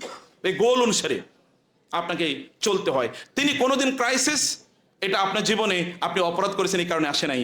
ক্রাইসিস আসে আপনার জীবনকে আরো উচ্চতায় নিয়ে যাওয়ার জন্য, আরো অনেক উন্নত হবেন আপনি, কারণ আপনি ক্রাইসিসগুলো কিভাবে ট্যাকল দিতে হয় এটাকে এই এই এই অভিজ্ঞতা অর্জন করে তারপর আপনি সামনে যাবেন। আল্লাহ সুবহানাহু ওয়া তাআলা wants to make you the leader of the community, of the society, এবং এই কারণে এটা হতে হয়। রাসূল সাল্লাল্লাহু আলাইহি ওয়াসাল্লাম তিনি তো কোনো অন্যায় করেন নাই, না বিফোর বিকামিং প্রফেট, না আফটার বিকামিং প্রফেট। তারপরে তার জীবনে এত কষ্ট কেন? আপনি কি জানেন পৃথিবীর মনে হয় একমাত্র মানুষ তার সকল সন্তান মারা গেছে। তার জীবদ্দশায়, তার 7 সন্তানের মধ্যে জীবদ্দশায় 6 জন সন্তানই মারা গেছে। বাবা মারা গেছে তার জন্মের আগে, মা মারা গেছে জন্মের 6 বছর পরে, দাদা মারা গেছে জন্মের 8 বছর পর, আর চাচা মারা গিয়েছে, এবং তার স্ত্রী, তার সবচেয়ে প্রিয়তমা স্ত্রী মারা গিয়েছেন যখন তার উপর সবচেয়ে বেশি জুলুমের স্টিম রোলার চলছিল, কেউ নাই তার চারপাশে। তার সব সন্তান, তার মৃত্যু, তার নিজের মৃত্যুর আগে তার সব সন্তান মারা যায়। এর চেয়ে একজন ব্যক্তির জীবনে এর চেয়ে ক্যালামিটি আর কি আসতে পারে? এর চেয়ে বড় ক্রাইসিস কি আসতে পারে? তার লক্ষ্যপানে তিনি এক মুহূর্তের জন্যও হতোদ্যম হন নাই। এবং এই কারণে এই অডিটোরিয়ামে আপনারা, এই যে শত শত আপনারা যারা আছেন, আপনারা তার কথা শোনার জন্য এসেছেন। ওই যে তিনি হতোদ্যম হন নাই, ওই যে তিনি ফ্রাস্ট্রেটেড হন নাই, মিশন থেকে তিনি এক মুহূর্তের জন্য ঝরে পড়েন নাই, এক মুহূর্ত তার মিশন তিনি ভুলেন নাই। এই কারণে আজকের এই পৃথিবীতে প্রায় 2 বিলিয়ন, 200 কোটি লোক অকপটে, এটা পিওর রিসার্চের মানে সেন্টারের অনুসারে, কিন্তু মূলত তার চেয়ে অনেক অনেক বেশি, প্রায় 2.5 বিলিয়ন, মানে 250 কোটি লোক এই পৃথিবীতে বলে লা ইলাহা ইল্লাল্লাহ মুহাম্মাদুর রাসূলুল্লাহ। এটা কিন্তু ওই কারণে বলে থাকে। অথবা আপনার জীবনের এরকম একটা মিশন আপনি অবশ্যই তৈরি করুন। আপনার মিশনে তো যাওয়ার জন্য আপনাকে কন্টিনিউয়াসলি চলতে হবে। রাসূল কন্টিনিউয়াসলি চলেছেন, যেখানে বাধা এসেছে সেখানে তিনি বাধা উপেক্ষা করেছেন, অথবা বাধাকে অতিক্রম করেছেন। হুদায়বিয়ার সন্ধির কথা একবার চিন্তা করে দেখেন তো, এমন একটা সন্ধি তিনি তৈরি করেছেন যে সন্ধির কথা এটা ভাবাও জানে যে এটা আবার কেমন সন্ধি, কিন্তু ওই সন্ধি বরং যুগান্তকারী ঘটনা ঘটেছে। তিনি যে সত্যিকার অর্থে মহান ডিপ্লোমেট, তার প্যারালাল ডিপ্লোমেট এই পৃথিবীতে আর কেউ আসেনি। ওই ট্রিটি অফ হুদাইবিয়া প্রমাণ করে। Apparently all the clauses of the treaty of Hudaibiya against his interest or the interest of his উম্মাহ, বাট ইন্টারনালি এগুলো সব কিছু তার পক্ষে গেছে। এইরকম দূরদৃষ্টি, যা 1000 বছর পরে কি ঘটবে সেটা দেখতে পান একজন মানুষ, তার নাম হচ্ছে মুহাম্মদুর রাসূলুল্লাহ সাল্লাল্লাহু আলাইহি ওয়াসাল্লাম। আপনি যদি এরকম এমন ভিশনারি যদি আপনি হতে চান, তাহলে আপনাকে অবশ্যই তার কাছে আসতে হবে। সিগন্যাল। তো আমি এরপরে অন্য কয়েকটি কথা বলে আমি আজকের আলোচনাটা একটু শেষ করতে চাই। ল অফ টাইমিং এর কথা আমি বলি। টাইমিং, মুহাম্মদ সাল্লাল্লাহু আলাইহি ওয়াসাল্লাম তিনি এমন মানুষ ছিলেন, সঠিক সময়ে right act at the right time, right action at the right time. সঠিক সময়ে তিনি সঠিক কাজটি করেছেন, যখন যা করা দরকার তখন তিনি তা করেছেন। এটা আপনি যদি সঠিক সময়ে সঠিক কাজ করেন তাহলে আপনি সফল হবেন। আপনি যদি সঠিক সময়ে ভুল কাজ করেন অথবা ভুল সময়ে সঠিক কাজ করেন তাহলে আপনি সফল হতে পারেন, কিন্তু আংশিক। আর যদি আপনি রং সময়ে রং কাজ করেন তাইলে আপনাকে বিদায় নিতে হবে, তখন অন্য কেউ এসে আপনার জায়গা দখল করে ফেলবে। বুঝতে পেরেছেন? অতএব আপনি রং সময় রং সিদ্ধান্ত নিতে পারেন না। আপনি একজন মানুষ যিনি তার জীবনে কোনো সিদ্ধান্ত ভুল নেন নাই, কারণ he was always inspired and guided by Allah. সব সময় তিনি গাইডেড বাই আল্লাহ। এই কারণে তার সিদ্ধান্ত, never he took any decision which was destructive or counter productive, এরকম কোন সিদ্ধান্ত তিনি নেন নাই। Read is life and see. আপনি পড়েন না, আই চ্যালেঞ্জ ইউ। আমি বলি, আপনি তো অনেকের বই পড়েছেন, এই তার জীবনীটা একবার পড়েন। তার জীবনীটা, তিনি একমাত্র মানুষ যাকে অ্যাপ্রিসিয়েট করে নাই পৃথিবীর এমন কোনো মানুষ নাই। মহাত্মা গান্ধী থেকে আমাদের হুমায়ুন আহমেদ থেকে শুরু করে, মহাত্মা গান্ধী থেকে শুরু করে, বার্টন রাসেল থেকে শুরু করে, লামার্টাইন, ঐতিহাস লামার্টাইন, এরকম আপনি দেখেন এমন কোন বিজ্ঞানী, জ্ঞানী, ফিলোসফার, দার্শনিক, কবি কেউ নাই যারা তার ব্যাপারে বলেন নাই। গান্ধী বলেছেন যে আমি মনে করি, আমি বুঝতে চেয়েছিলাম যে এই ব্যক্তির এই গ্রেটনেস কি কারণে এসছে, আমি তখন দেখলাম যে এই কারণে। ঐতিহাসিক লামার্টাইন বললেন যে মানুষের হিউম্যান জেনিয়াস, স্মলনেস অফ মিনস এবং অ্যাস্টাউন্ডিং রেজাল্টস। তারপরে যদি আপনি বলেন যে একজন ব্যক্তি যদি খুবই জেনিয়াস, জেনিয়াস হওয়ার জন্য যদি তিনটা ক্রাইটেরিয়া থাকে, একটা ক্রাইটেরিয়া হচ্ছে তার কি স্মলনেস অফ মিনস, মানে তার উপায় অবলম্বন খুবই কম, কিন্তু তার গ্রেটনেস অফ পারপাস, বিশাল বড় উদ্দেশ্য নিয়ে তিনি কাজ করছেন, অ্যান্ড অ্যাস্টাউন্ডিং রেজাল্টস, অবিস্মরণীয় ফলাফল তিনি অর্জন করেছেন। Then in the history of humanity who can there to compare with Mohammad সাল্লাল্লাহু আলাইহি ওয়াসাল্লাম? তাহলে এই পৃথিবীতে মোহাম্মদ সাল্লাল্লাহু আলাইহি ওয়াসাল্লামের সাথে তুলনা করতে পারে এরকম স্পর্ধা কার আছে? এমন স্পর্ধা কারো নাই, এমন স্পর্ধা এই পৃথিবীর কারো নাই। বার্টন রাসেল, এই জন্য জর্জ বার্নার্ড শো বলেছে, if Muhammad, I think, if Muhammad, I believe, if Muhammad is to assume the dictatorship of the world, he will be able to solve its problems in a way which will bring its much needed peace and happiness. যদি Muhammad সাল্লাল্লাহু আলাইহি ওয়াসাল্লামকে পৃথিবীর একক শাসক বানিয়ে দেওয়া হয়, এই পৃথিবীর সকল সমস্যা তিনি এত দ্রুত সমাধান করবেন যেটা আমাদের কল্পনার অতীত, এবং পৃথিবীতে সুখ দিয়ে তিনি ভরিয়ে দিতে পারেন। এটা তো অমুসলিমরা বলছে, মুসলিমরা বলে নাই। এবং আপনারা তো জানেন সর্বশেষ রাসূল ইসলামের জীবনী, মানে সবচেয়ে গ্রেট মানুষের জীবনী লিখেছেন মানে দি 100 বইয়ে। সেখানে তিনি বলেছেন, লেখক বলেছেন যে আমি মোহাম্মদকে কেন এক নম্বরে বলেছি, এটা এই কারণে, কারণ সেকুলার মানে হচ্ছে এই দুনিয়া এবং আখেরাতের পার্সপেক্টিভ থেকে, দিন এবং দুনিয়ার পার্সপেক্টিভে তার মতো সফল কোনো মানুষই হতে পারে না। তিনি খ্রিস্টান, he has not reverted to Islam, he has not become Muslim. এটা আমি অমুসলিমদের কথা বলছি। আপনি বলবেন আমি যদি বলি তাহলে আমি তো আমার নবীর কথা বলবোই, বাট হোয়াট অ্যাবাউট দেম? ওয়াল ফদলু বিমা শাহিদা বিহিল আদাউ। বলা হয় শত্রুরা যদি আপনার পক্ষে আপনার প্রশংসামূলক কোনো কথা বলে, তাহলে বুঝতে হবে এটাই কি সত্যতা। রাসূলুল্লাহ সাল্লাল্লাহু আলাইহি ওয়াসাল্লামের সবচেয়ে বড় শত্রু ছিল ফেরাউন হাজির উম্মাহ। বলা হয় এই উম্মার ফেরাউন, তার নাম ছিল আবু জাহেল। আপনি জানেন বদরের যুদ্ধ, এক লোক গেল, সেও মানে কুরাইশদের পক্ষে মুসলমানদের বিপক্ষে যুদ্ধ করতে গিয়েছে। আবু জাহেলকে এক জায়গায় পেয়েছে, বলে আবু জাহেল যুদ্ধের কমান্ডার ইন চিফ, মানে বিপরীত পক্ষে। আবু জাহেল, আপনাকে একা তো পাই না, আজকে একা পাইছি। আমরা তো ওনার বিরুদ্ধে যুদ্ধ করতেছি, নো প্রবলেম। আপনি আমাকে বলেন তো ওনার ব্যাপারে আপনার মন্তব্য কি? আসলে ব্যক্তি হিসেবে ওনার ব্যাপারে আপনার মন্তব্য কি? বলে যে আমার মন্তব্য হলো he is amazing, he is amazing, he has never told any lie, he has never cheated anyone and he has never heart anyone. Appreciation কাকে বলে? এই লোকটা আসলে অ্যামেজিং। সে কোনোদিন কারো কোনো ক্ষতি করে নাই, কোনোদিন মিথ্যা কথা বলে নাই, কাউকে কোনোদিন কষ্ট দেয় নাই, সত্যি কষ্ট দেয়। এরকম একজন মানুষকে আপনি অনুসরণ করবেন না, অথবা তার গল্প শুনবেন না তো কার গল্প শুনবেন? তার কথা শুনবেন না তো আপনি কার কথা শুনবেন? এবং এই জন্য বলছি ল অফ এক্সপ্লোসিভ গ্রোথ যদি আপনি বলেন, আমাদেরকে এখন বলতে হয় নতুন করে, আপনাদেরকে বলে যাচ্ছে লিড দ্য লিডার্স। অধিকাংশ প্রতিষ্ঠানগুলো কেন ধসে পড়ে জানেন? কারণ আমরা লিডার তৈরি করি না, আমরা কেবল ফলোয়ার তৈরি করি। কারণ সেলিব্রিটিমের যুগ তো, সেলিব্রিটিজম। অতএব আমার ফলোয়ার সংখ্যা কত বেশি, এই জন্য আমি একেবারে ফুলে ফেপে উঠি। আমার ফলোয়ার 1 মিলিয়ন, 2 মিলিয়ন, 3 মিলিয়ন। ফলোয়ারশিপ বাড়ানোই শোনা, ফলোয়ারশিপ একটা বুদবুদের মতো। দেখেন এরপরে একটা উল্টাপাল্টা কথা বলে সব ফলোয়ার আপনার গালিগালাজ করা শুরু করে দেবে। এটা কিচ্ছু না, এগুলো পুরাটাই বুদবুদ, এর কোনো অস্তিত্ব নাই, এটা আনরিয়েল, এর মধ্যে কোনো রিয়েলিটি নাই। কিন্তু আপনাকে লিডার তৈরি করতে হবে। মোহাম্মদ সাল্লাল্লাহু আলাইহি ওয়াসাল্লাম কি লিডার তৈরি করেছেন? আপনি দেখেন তো, হাজার হাজার, তিনি মারা গিয়েছেন, লোকেরা মনে করেছে মোহাম্মদ সাল্লাল্লাহু আলাইহি ওয়াসাল্লাম যেহেতু নাই, অতএব ইসলাম বুঝি যায় যায়। সবচেয়ে দুর্বল মানুষটাকে বানানো হলো খলিফা আবু বকর রাদিয়াল্লাহু তাআলা আনহু। সবচেয়ে দুর্বল কোন জায়গায়? দাঁড়াইলেই কাঁদে, কোরআন তেলাওয়াত করলে কাঁদে, নামাজে দাঁড়ালে কাঁদে, খুবই সফট স্পোকেন, খুবই সফট হার্টেন্ড, তাকে বানিয়ে দেওয়া হলো খলিফা। চারিদিক থেকে যুদ্ধের ডামাডোল বেজে উঠলো মুসলমানদের বিরুদ্ধে, ইসলামের বিরুদ্ধে, মদিনার বিরুদ্ধে। ওমর রাদিয়াল্লাহু তাআলার মতো ব্যক্তি, বাঘ, যাকে দেখলে শয়তান অন্য রাস্তা দিয়ে পালায়। শয়তান, রাসূল বলেছেন শয়তান আপনাকে দেখলে অন্য রাস্তা দিয়ে পালায়। সে ওমর মতো ব্যক্তি হতোদ্যম হয়ে গেছে, করণীয় কি? আবু বকর রাদিয়াল্লাহু তাআলা আনহু বললেন, ওয়াল্লাহি, আল্লাহর যুবকরা শুনুন, যুবতীরা শুনুন, ওয়াল্লাহি আল্লাহর কসম করে বলছি, আয়ানকুসুদ্দিন ওয়া আনা হাইয়ুন, আমি আবু বকর বেঁচে থাকতে ইসলামের গায়ে কেউ আঁচড় দেবে এটা হতেই পারে না। সবচেয়ে দুর্বল মানুষ, তাহলে শক্তিশালীদের অবস্থাটা কি? শক্তিশালীদের অবস্থাটা কি? তার মৃত্যুর 30 বছরের মাথায়, তার ইন্তেকালে 30 বছরের মাথায় সমগ্র বিশ্বের প্রায় অর্ধেক তখনকার তার সাথীরা, যারা আরবের মরুভূমিতে বড় উঠেছে, এখানে তাদের কোনো অস্ত্র নাই, শস্ত্র নাই, কোনো ইন্ডাস্ট্রি নাই, পানি নাই, কোনো ধরনের ফসল নাই, এখানকার লোকেরা তখনকার অর্ধ পৃথিবীকে তারা শাসন করা শুরু করে দিয়েছে। এটা কিভাবে সম্ভব হয়েছে? অতএব আপনাকে 3 নম্বর যে বিষয়, সেটা হচ্ছে যে আপনাকে অবশ্যই আপনাকে ল অফ লেগাসি, আপনি কি লেগাসি তৈরি করে যাচ্ছেন, আপনি কেমন সাকসেসর তৈরি করে যাচ্ছেন, যেই সাকসেসররা সত্যিকার অর্থে আপনাকে সাকসিড করবে বা আপনাকে তারা ওন করবে, আপনাকে ইনহেরিট করবে, আপনার কথাগুলো তারা বলে বেড়াবে, এটা আপনি কেমন সাকসেসর রেখে যাচ্ছেন।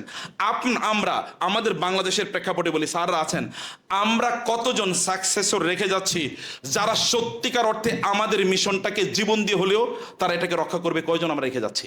আমার চারপাশে যারা আছে সবাই দেখবেন সুবিধাবাদী। আমি সরি স্যার, অন্যভাবে নেবেন না। অধিকাংশ মানুষ যারা একটু বড় পজিশনে থাকে, এদের চারপাশে কারা থাকে দেখবেন তো? কারা থাকবে? বিপদে একজনের খুঁজে পাবেন না, সব পালাইছে দেখবেন বিপদ হলে, একজনের আপনি খুঁজে পাবেন না। কিন্তু আপনি বলেন তো তিনি কেমন সাকসেসর তৈরি করে গিয়েছেন?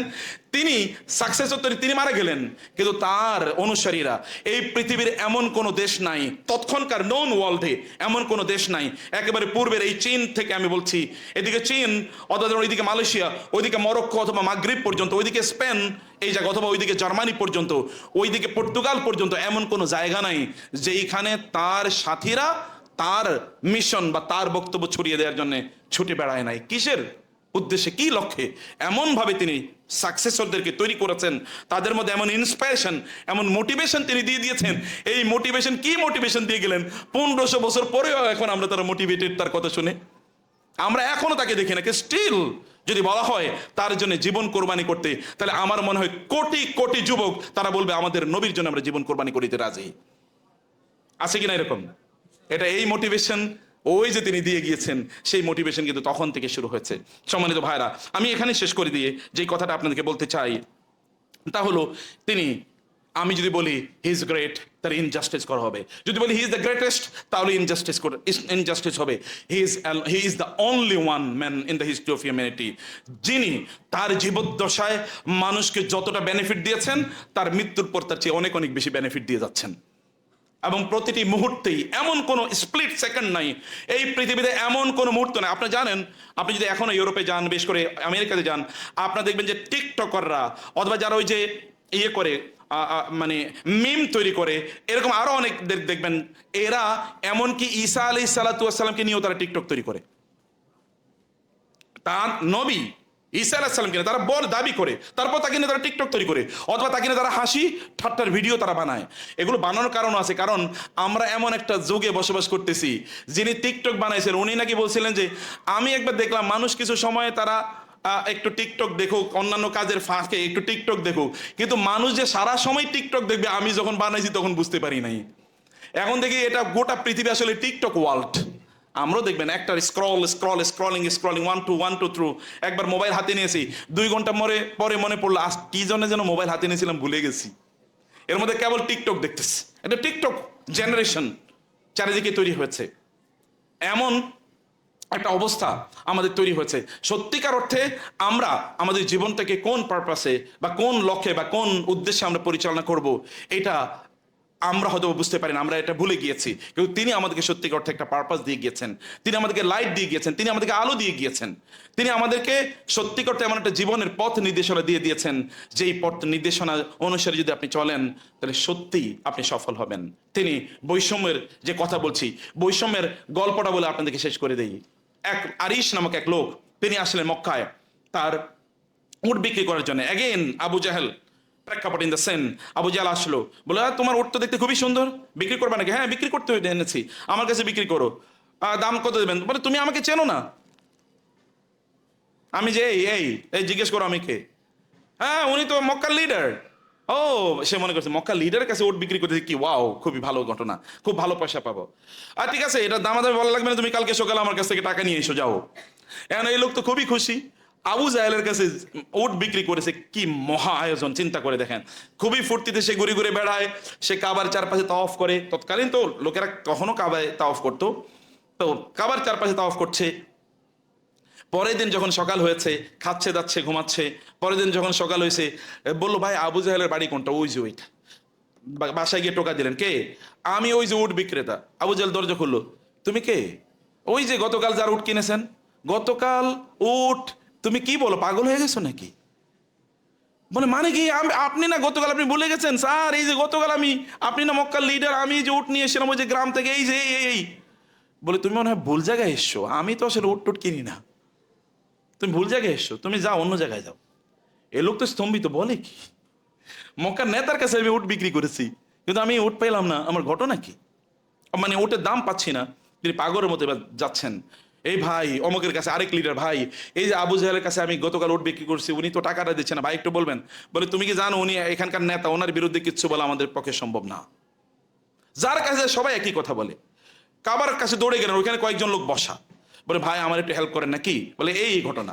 বলে আমাদের পক্ষে কিছু করার নেই, ওই যে একটা লোক আসে তার নাম মোহাম্মদ, তারে বলো, উনি পারলে কিছু করবে। এবং তারা সিদ্ধান্ত নিয়ে ইচ্ছা করে রাসূলকে দেখিয়ে দিয়েছে, কারণ আবু জাহেলের কাছে যদি রাসূল যায় তাহলে রাসূলকে অপমান করবে, লাঞ্ছিত করবে, তাকে গায়ে হয়তো আঘাত করবে। ওরা এই দৃশ্যটা একটু দেখতে চায়, একটু মজা নিতে চায়। এ লোক গিয়ে দৌড়ে গেল, আমি আপনাকে চিনি না, এরা বলছে নাকি আমার একটু আপনি হেল্প করতে পারবেন, কি তোমার সমস্যা? এই সমস্যা, আসুন। হাত ধরে তিনি নিয়ে গেলেন আবু জাহেলের বাসায়, টোকা দিলেন। আবু জাহেল দরজা খোলেন, কে? আমি মোহাম্মদ। ও আপনি এসছেন, কি কি? দরজা খুলে দিলেন। কি জন্য এসছেন? বলে এই যে লোকটা টাকা দেওয়ার কথা, আপনি উট নিয়েছেন, ও টাকাটা দিয়ে দেন এখন। আবু জাহেল দাঁড়ান দাঁড়ান দাঁড়ান দাঁড়ান, আমি দাঁড়ান, আপনি থাকতে আপনাকে সাক্ষী রেখে আমি দিচ্ছি, দাঁড়ান। তারপরে টাকা এনে তাকে দিয়ে দিয়েছে। লোকেরা কিন্তু দূর থেকে দেখতে এসে, মজা নিতে এসে, আবু জাহেল নিশ্চয়ই তাকে আঘাত করবেন, তাকে অপমান করবেন, গালিগালাজ করবেন। এরা দেখি স্তম্ভিত হয়ে গেছে, বলে কি আবু জাহেল টাকা দিল? এরা দেখি সব অষ্টম আশ্চর্যের ঘটনা। আবু জাহেল তো টাকা দেওয়ার কথা না। তারা বলে যে আবু জাহেল, তারা চলে যাওয়ার পর আবু জাহেল, ঘটনা কি? আপনি তো টাকা দেওয়ার কথা না, দিলেন কেন? তিনি বললেন তোমরা জানো না, যখন মোহাম্মদ আমাকে কথা বলছিল তখন কি যেন হয়ে গেছে, আমার মনে হলো আমি যদি কথা না মানি তাহলে কিছু একটা আমাকে একবারে ছিন্ন বিচ্ছিন্ন করে ফেলবে, এরকম একটা অনুভূতি আমার মধ্যে তৈরি হয়েছে। ভয় পেয়ে আমি তাড়াতাড়ি টাকা দিয়ে দিয়েছি। বুঝতে পেরেছেন? আপনার বলেন তো ইয়াংরা, গতকাল আমরা দেখলাম, আমরা যাচ্ছিলাম হচ্ছে আপনার নোয়াখালী কলেজে, সরকারি কলেজে আমাদের প্রোগ্রাম ছিল, যাচ্ছিলাম। যাওয়ার সময় দেখছি যে একটা বাড়ি নোয়াখালী থেকে কুমিল্লা ইয়ে থেকে হাইওয়ে থেকে লাকসামের দিকে যেতে, ওইখানে কার যেন একটা বাড়ি পড়ে দিচ্ছে লোকেরা। আমি দেখলাম প্রায় 2-3 হাজার লোক কেবল ক্যামেরা দিয়ে ভিডিও করতেছে। তো ড্রাইভারকে বললাম ঘটনা কি? বলে স্যার এরা সবাই ভিডিও করতেছে। আমার ঘটনা কি? এরা তো পানি দেওয়ার কথা আগুন নেবানোর জন্য, ভিডিও করতেছে কেন? ভিডিও করার কারণ একটাই, কে কার আগে এটা মানে ফেসবুকে দেবে এবং কয়টা কমেন্ট করবে, কমেন্টের নিচে কমেন্ট, লাইকের নিচে লাইক, শেয়ারের নিচে শেয়ারে, এরপরে বলো ওয়াও এখন 1 মিলিয়ন ভিউজ, এবং 1 মিলিয়ন ভিউ মানে উনি এখন জান্নাতুল ফেরদাউসে চলে গেছেন। এরকম একটা অবস্থা তৈরি হয়েছে। আমরা একটা ফেক ওয়ার্ল্ডে বসবাস করছি। তিনি আমাদেরকে একটা রিয়েল ওয়ার্ল্ড, কাকে বলে এই রিয়েল ওয়ার্ল্ড, তিনি আমাদেরকে প্রদান করেছেন। আমি সে কথা আপনাদেরকে লাস্ট বলছি, প্রিয় ভাইরা আমার, বোনেরা আমার, আপনারা রাসূল ইসলামের জীবনীটা পড়েন, অনুগ্রহ করে তার জীবনীটা একটু পড়েন। একবার পড়েন না প্লিজ, যে কোনো একটা বই পড়েন, যে কোনো একটা বই পড়েন।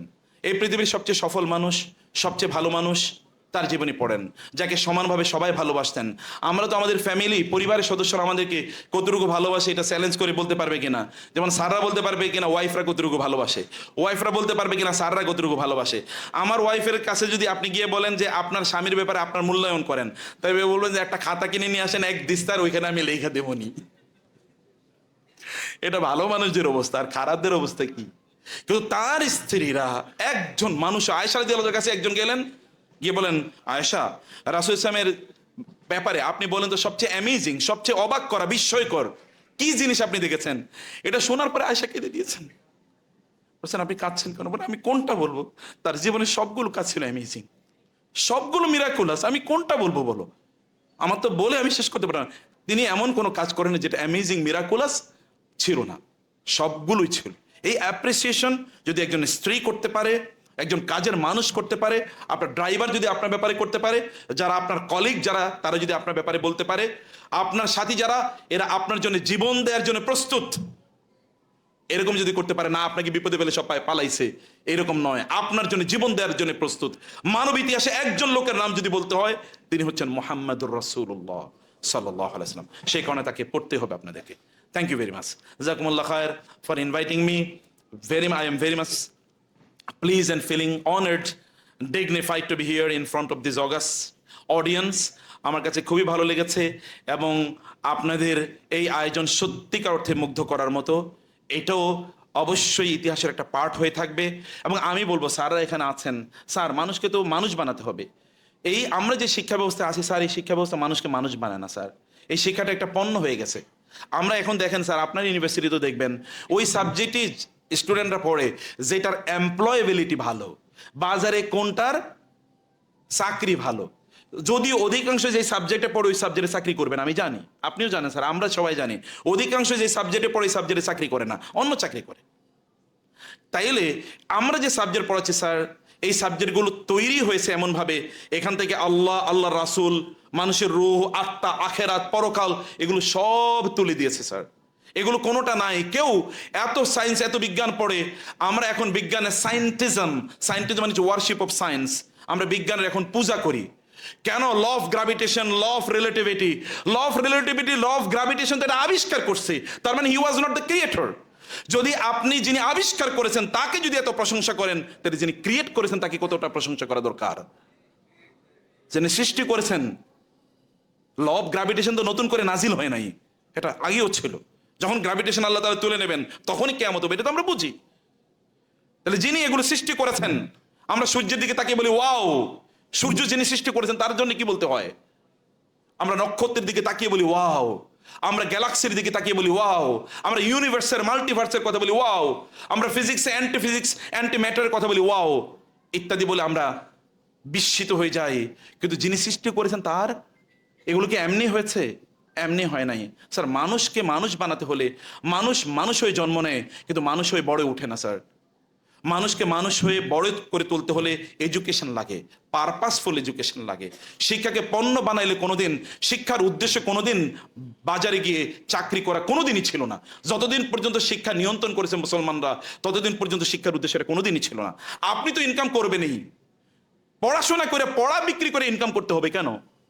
আর যারা ইনকাম করে তারা পড়া বিক্রি করে না। বাংলাদেশের অধিকাংশ টাকার মালিক যারা, সারা পৃথিবীতে এলন মাস্ক কোন ইউনিভার্সিটি থেকে পিএইচডি করেছে? হার্ভার্ড, অক্সফোর্ড, ম্যাকগ্রেল, কোনোটা থেকেই না। গিয়ে দেখেন আপনার ইন্টারমিডিয়েট পাস করছে কিনা কে জানে। বাংলাদেশে যারা সব টাকা পয়সার মালিক এরা কোন ইউনিভার্সিটি থেকে পিএইচডি করেছে? আমি এমন একজনকে দেখেছি ঠিকমতো লিখতে পারে না, 5 জন পিএইচডি তার পিএইচ হিসেবে ঘুরে। স্যার আমি এডুকেশনকে আমি কোনো অবস্থায় ডিসরেসপেক্ট করছি না, কারণ আমি তো এডুকেশন, আমি 25 বছর ইউনিভার্সিটিতে পড়াই। আমি এডুকেশনকে প্রচন্ড সম্মান করি, শ্রদ্ধা করি, ভালোবাসি, কারণ আল্লাহ রাসূল বলেছেন জ্ঞান অর্জন করা ফরজ। কিন্তু সেই জ্ঞান, যে জ্ঞান আমাকে অমানুষ বানায়, ওই জ্ঞান, যে জ্ঞান কেবলমাত্র আমাকে 35 বছরে চাকরিতে ঢোকার জন্য আন্দোলনকারী বানায়, আমি জ্ঞানকে কোনোভাবে সমর্থন করি না স্যার। যেই জ্ঞান 18-20 বছর পরে এই ছেলেদেরকে বলবে, এই মেয়েদেরকে বলবে আমি 20 বছর পর, 22 বছর পর আমি চাকরি নয়, আমি আমার ব্যবসা বাণিজ্য বা আয় ইনকামের পথ তৈরি করবো, 23 বছর সর্বোচ্চ 25 বছর বয়সে আমি বিয়ে করব। এটা করতে হবে। আমার বাচ্চাদেরকে আমি মিস করি, আপনাদেরকে বলি, আমার বাচ্চাদেরকে আমি মিস করি। যখন ছোটবেলা ওদেরকে তুলে ওদের হাতগুলো ধরতাম, believe me, I miss it. ওরা একটু বড় হয়ে গেছে, ওদের তুল হাত, ওদের পা গুলো এসে আমার মাথায় একটু, আমার কপালে এসে একটু লাথি দিত, ওদের ওই ছোট্ট হাত দিয়ে এরকম থাপ্পড় দিত। I still miss it. তা আপনারা কবে এটা মিস করবেন? 35 বছর বয়সে বিয়ে করলে বউই তো পালাইবো, এই বিয়ে করে দরকার কি? বিয়ের বয়স তো আগে। তাহলে বিয়ে করার জন্য এখন তাদেরকে প্রতিষ্ঠিত হতে হবে। কিসের প্রতিষ্ঠা? ওই চাকরির প্রতিষ্ঠা। তাদেরকে ইনকাম করার জন্য চাকরি করার প্রয়োজন নেই, চাকরির পেছনে ঘোরার দরকার নাই। আপনারা তো এই যুগে বসবাস করেন, স্টার্ট আপ, নিজেরা নতুন জিনিস করেন। আপনার লোকজনকে চাকরি দেন, লোকজনের কর্মসংস্থান ব্যবস্থা আপনারা নিজেরা করেন। চাকরির পিছনে ঘুরা, বাংলাদেশে বিসিএস একটা গজবের মতো একটা জিনিস। এই বিসিএস এর পিছনে ঘুরতে ঘুরতে তার 20 বছর চলে যায়। লাভ কি? এটা এই বিসিএস করে আপনি কি করবেন? আমার এক কলিগ ছিল, আমার ওখানে চাকরি করতো, ও শপথ করছে যতদিন পর্যন্ত সরকারি চাকরি হবে না ততদিন পর্যন্ত ও চাকরি করবে না। এবং ওর পিছনে ঘুরতেছে। সুবহানাল্লাহ। এটা আমাদের নয়, এটা আমাদের আপনাদের ইস্যু, এরকম হবে না। আশা করছি ইউএপি, ইউনিভার্সিটি অফ এশিয়া প্যাসিফিকের স্টুডেন্টদের আপনাদের মাথায় এই চাকরির বাজারে চাকরির পোক ঢুকবে না। আপনারা স্যার এখানে ইসলামিক সেমিনারগুলো স্যার করেন, রাসূলের জীবনীতে আলোচনা হবে। স্যার ইউনিভার্সিটিতে কনসার্ট হয়, এটা আমাকে খুবই আহত করে। স্যার কেন আহত করে? ইউনিভার্সিটির ছাত্ররা যাদের কনসার্টে গান শুনে, এরা কি ছাত্রদের সামনে বসার যোগ্যতা রাখে? তারা এখানে গান গায় কিভাবে? তারা কি এদের জন্য আদর্শ হতে পারে? কোনোভাবে হতে পারে না। তাহলে তারা গান গায় ইউনিভার্সিটির ছাত্রদের সামনে, এটা আমার কাছে প্রচন্ড লজ্জাজনক, খুবই দুঃখজনক। এটা হতেই পারে না, এটা হতেই পারে না। কিন্তু সেগুলি তো হয় স্যার, সেগুলি হয়। কিন্তু রাসূলের জীবনী আলোচনা হোক, দিনী হালাকা হোক। একটা আপনার ইসলামিক সোসাইটি করেন স্যার, আমি আইওটিতে ইসলামিক সোসাইটি করে দিয়েছিলাম, ওরা অনেক কাজ করছে। এই ছাত্র যদি ভালো হয়, এরা যদি ভালো মানুষ হয়, তাহলে বাংলাদেশকে কেউ কোনোদিন হারাতে পারবে না ইনশাআল্লাহ। ভালো মানুষ হতে হবে, ভালো মানুষ আমাদের তৈরি করা দরকার, আমাদের ভালো মানুষ দরকার। ভালো মানুষ হলে এরা কোনোদিন ইফটিস করবে না, এরা কোনোদিন শিক্ষকদেরকে লাঞ্ছিত অপমানিত করবে না, এরা কোনোদিন পিতামাতাকে অশ্রদ্ধা করবে না, এরা কোনোদিন বড়দেরকে ক্ষতি করবে না, এরা কোনোদিন সমাজের জন্য এরা কোনোদিন হয়ে যাবে না, এরা কোনোদিন প্যারাসাইটের মতো হবে না। বরং এদেরকে নিয়ে আমরা গর্ব করব, আমার এরকম একটা সন্তান আছে। স্যার আমাদের ইউনিভার্সিটি থেকে, ইউএপি থেকে এমন কেউ সন্তান, এমন কেউ শিক্ষার্থী বের হোক, যাদের দিকে তাকালেই আমরা বলতে পারবো ও আমার ছাত্র ছিল। চোখ থেকে এক ফোঁটা পানি পড়ে যাবে, তুমি আমার ছাত্র ছিল বাবা, মা তোমাকে আমি পড়িয়েছি একদিন, যেন বলতে পারি। আর এটা বলার জন্যে, এটা বলার জন্যে আপনাকে যে প্রসেসে, আপনাদেরকে যে প্রসেসে আসতে হবে, সেটা হলো আজকের এই আয়োজনের মতো অনেক আয়োজন করতে হবে। আল্লাহ সুবহানাহু ওয়া তাআলা আজকের আয়োজনটাকে কবুল করে নিন। থ্যাংক ইউ ভেরি মাচ, জাযাকুমুল্লাহ খায়র। আমি খুবই কৃতজ্ঞ আপনাদের কাছে। আল্লাহ সুবহানাহু ওয়া তাআলা আপনাদের সম্মান অনেক অনেক বাড়িয়ে দিন। আল্লাহুম্মা আমিন। হাযা ওয়া সাল্লাল্লাহু সুবহানাহু ওয়া তাআলা নবিয়িনা মুহাম্মদ ওয়া আলিহি ওয়া সাহবিহি আজমাইন। সুবহানাকাল্লাহুম্মা ওয়া বিহামদিকা আশহাদু আল্লা ইলাহা ইল্লা আনতা আস্তাগফিরুকা ওয়া আতুবু ইলাইক। ওয়াসসালামু আলাইকুম ওয়া রাহমাতুল্লাহি ওয়া বারাকাতুহু।